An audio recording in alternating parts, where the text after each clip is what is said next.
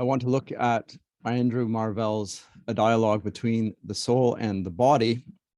Next, having just looked at To His Coy Mistress, very much a part of the Carpe Diem tradition of the era, and very much so showing the influence both of the metaphysical poets, but also of the Cavalier poets and some of its joie de vivre and its characteristic wit and playfulness. But a dialogue between the soul and the body is another thing altogether. And again, it is bears evidence of the same commitment to wit. But here it focuses around something that I think I at least hinted at various points on the course, and that is the foray into anthropology, which to my mind, to some degree, resulted from shifts that took place in science, and specifically the loss of the Elizabethan world picture, which was tethered to a significant degree to the astronomy of the ancient world, or at least the one that had been accepted as the orthodox view, which was that of Ptolemy, and the idea of a concentric circle of spheres surrounding the Earth.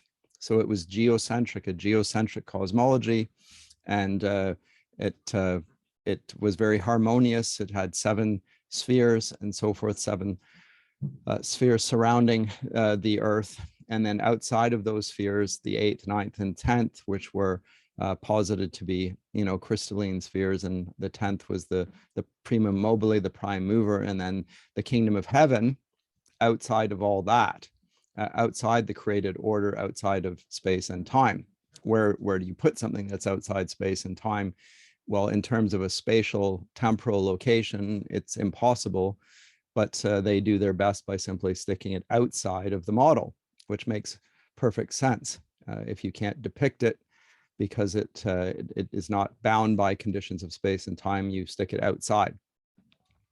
And so that sense, which was bequeathed to the period, was fractured and in some ways completely destroyed by the discoveries of Galileo, that the cosmos would better be described in terms of its operations by the views of Nicholas Copernicus, and his idea that the Earth itself was in movement around the sun. So a heliocentric cosmology, and rather than the perfect concentric spheres, something like ellipses, and the planets were in movement around the sun, and there are even moons that went around Jupiter and so forth. So it was no longer the case that we could hold to the old cosmology. But this had consequences that were rather far-reaching. And I talked about early on the course, when we came to John Donne, he, in his first anniversary, said, "A new philosophy puts all in doubt. The element of fire is quite put out. The earth is lost and the sun, and no man's wit can tell him where to look for it."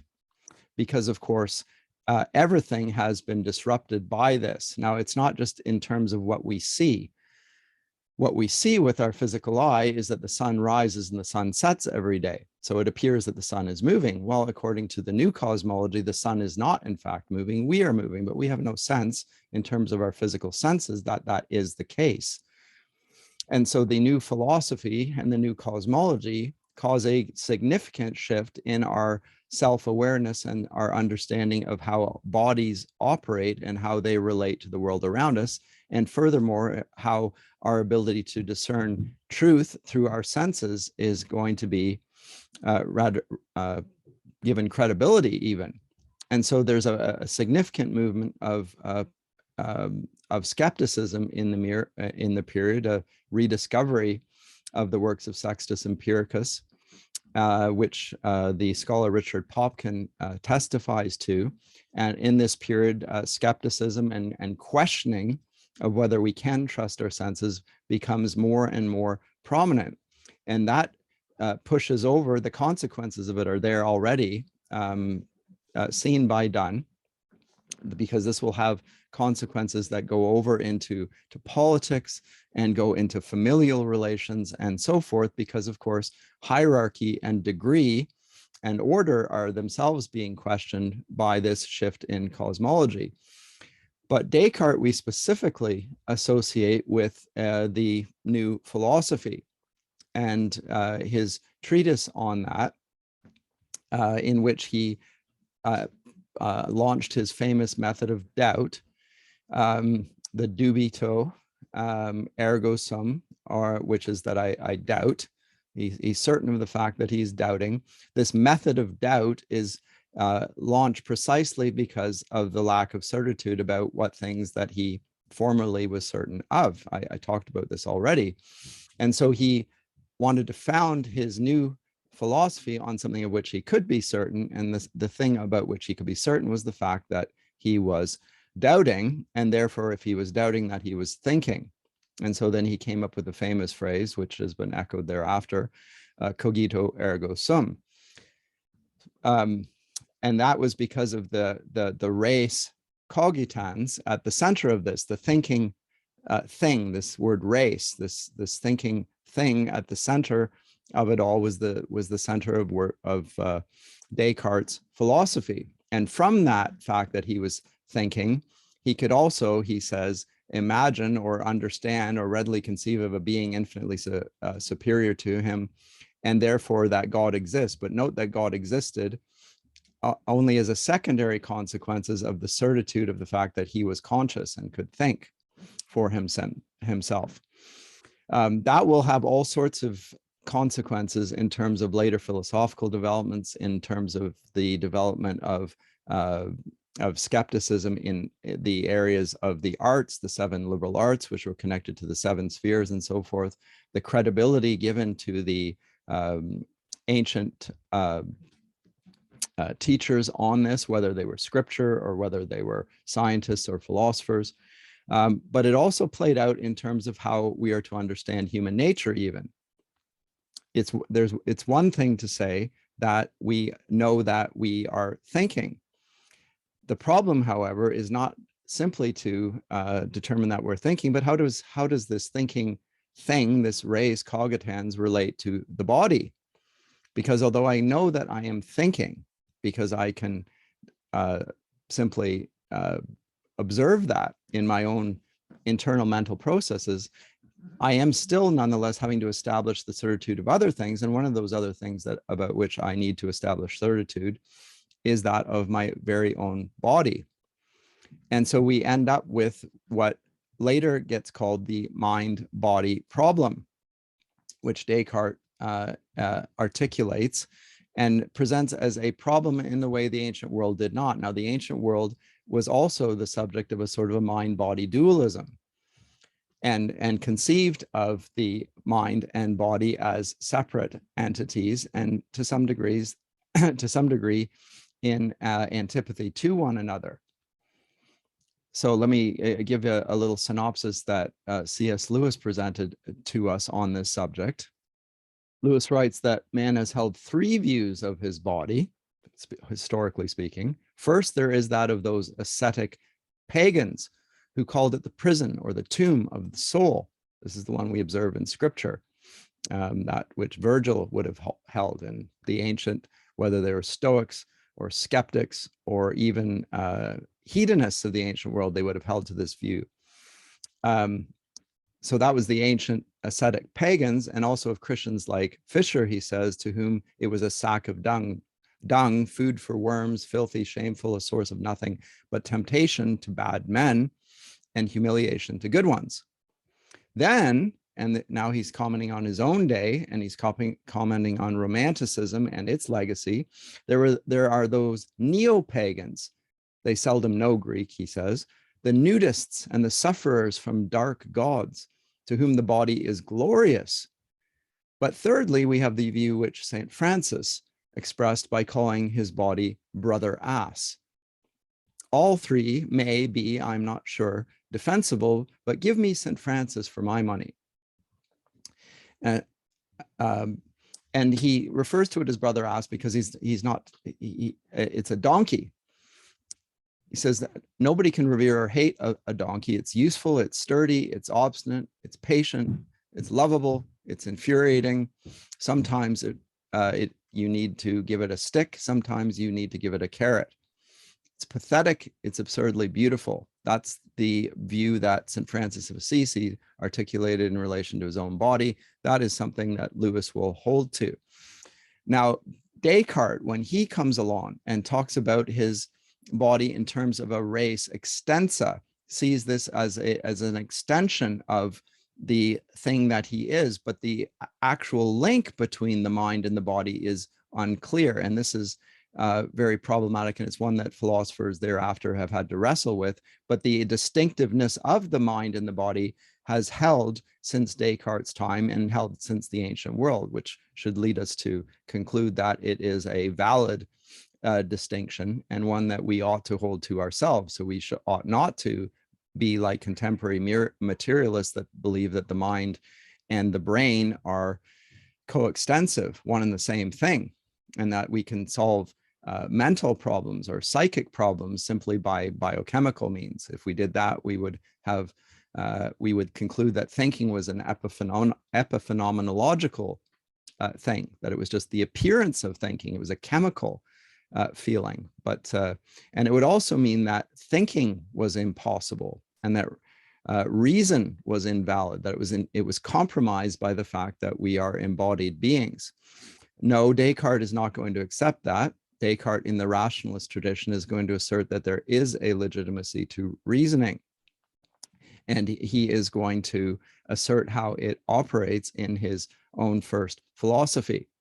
And so Descartes says that what is characteristic of minds is that they are conscious, and that they do not have a shape, and they do not consist of physical matter, unlike the brain, which has physical characteristics. It occupies space, and it doesn't make sense then to attribute to mind spatial characteristics.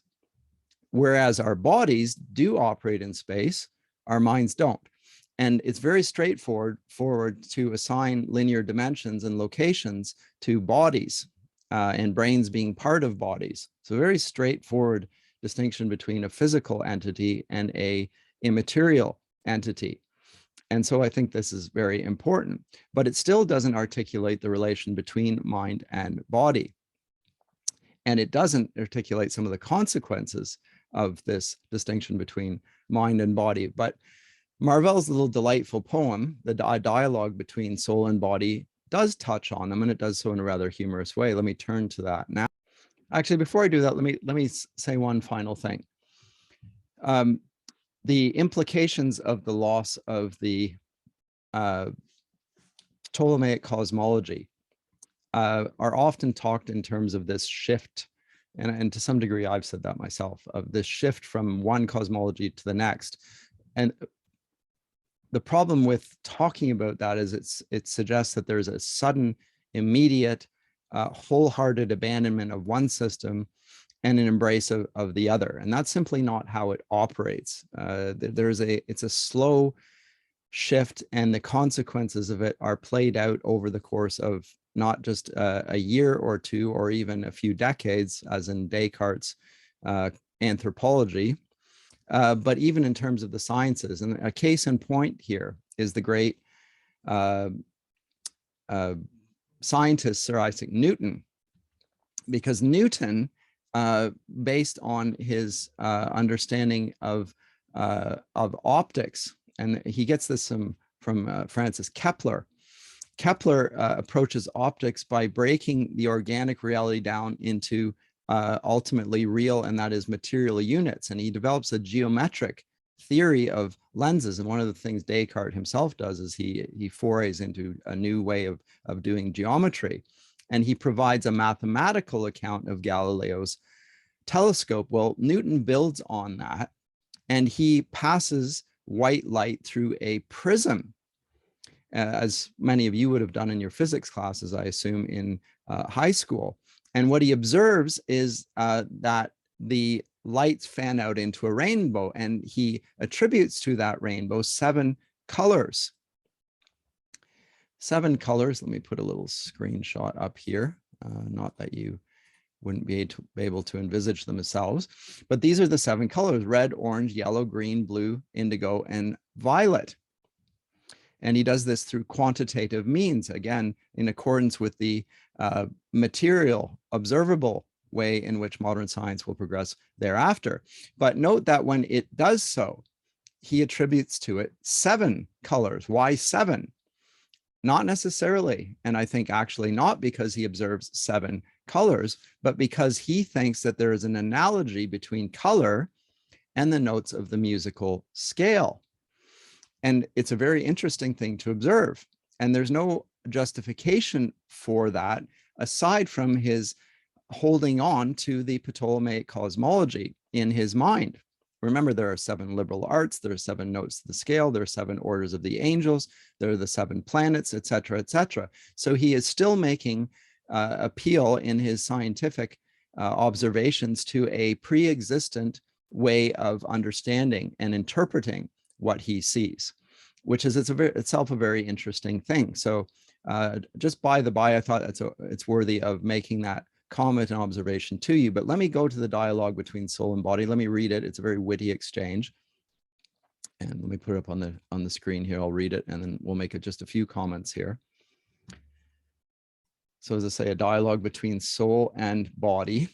Soul, and it's just a 2-part exchange. Soul, oh, who shall from this dungeon raise a soul enslaved so many ways, with bolts of bones that fettered stands in feet and manacled in hands, here blinded with an eye, and there deaf with the drumming of an ear, a soul hung up, as 'twere, in chains of nerves and arteries and veins, tortured, besides each other part, in a vain head and double heart. Very much articulating the view of the ascetic pagans. The soul here, a traditional complaint that the body is actually a prison house for, if not a dungeon, for the soul. The body's retort is this: body, oh, who shall me deliver whole from the bonds of this tyrannic soul, which, stretched upright, impales me so that mine own precipice I go, and warms and moves this needless frame. A fever could do the same, and wanting where its spite to try, has made me live to let me die. A body that could never rest, since this ill spirit is it possessed. The body's response is, yes, the soul may animate the body, but the soul also abandons the body and leaves it to die, and ultimately does nothing to the body but disregard it and treat it with contempt. So again, the retort is again in the traditional lines of the soul being the essence of the self and the body being something contemptible, and if not to be hated. The soul's retort to this jibe: soul, what magic could me thus confine within another's grief to pine? Where whatsoever it complain, I feel that cannot feel the pain. And all my care itself employs, that to preserve which me destroys, constrained not only to endure diseases, but what's worse, the cure. And ready oft the port to gain, am shipwrecked into health again. So again, continues on with the previous lament that the soul, although utterly distinct from the body, being the one being immaterial and the other being material, nonetheless is so joined with the body that the pain that the body feels, the soul also feels. And so there is clearly a link between soul and body. It's just not clear in terms of physical connections how this should operate, but that it operates is most clear and cannot be denied. So as I say, if I use this illustration offered, if I punch you in the nose, I don't punch the nose, I punch you, because the organs are integrated into the whole through the brain, which, as I say, integrates these diverse parts and senses. And the mind is the very thing that unites those integrated physical apprehensions and rationalize them and can detach itself from them and observe them and make speculation on it, including scientific speculation, some of which is correct and some of which, even like Newton's view of the 7 colors, is probably incorrect. But again, this is the rationalizing that takes place by what we call the soul and through the means of reasoning. The body's response to this. But physic yet could never reach the maladies thou me dost teach, whom first the cramp of hope does tear, and then the palsy shakes of fear, the pestilence of love does heat, or hatred's hidden ulcer eat, joy's cheerful madness does perplex, or sorrow's other madness vex, which knowledge forces me to know, and memory will not forego. What but a soul could have the wit to build me up for sin so fit? So architects do square and hew green trees that in the forest grew. So note that the body gets the last word on this. And this is where the Christian elements of Marvell's worldview come into play. Unlike the ascetic ancient philosophers, which regarded the body simply as a prison house, for Marvell, as for all Christian thinkers before and after, the body is not a dispensable thing. It's not, although it is distinct from the soul, it is nonetheless an important, if not essential, part of human nature. And they ground that in the fact that God himself took on a body, that he was presented himself in bodily form, that he ate and lived and suffered want, suffered material want, and suffered the passions of the cross, and ultimately suffered bodily death, and was also raised bodily. So lest you think that it was only a phase, Christ was also raised on Easter Sunday bodily and ascended bodily to the Father's right hand. So being embodied is essential to a proper understanding of human nature. And what is also essential is to understand that the soul is not wholly good. And that's what the body's complaints here amount to. Physic, that is a material explanation for all things, could never reach the maladies that thou me dost teach. Well, what are these maladies? Hope, fear, love, hatred, joy, sorrow, knowledge, memory. These things are also maladies, but these are spiritual maladies, and they're spiritual maladies that have been created by the departure of the soul from fidelity to God. And so the realm of the virtues and the vices is brought into play here. And the soul is subject to them. In fact, the soul is utterly compromised by sin, such that it no longer does what it ought to do. So it's not only the body that's compromised, but also the soul. This is what Marvell's poem presents in a very neat form. And I think it is witty and it is wonderful. And it comes out in this period. I think it's very important. And I hope you have appreciated this little lecture.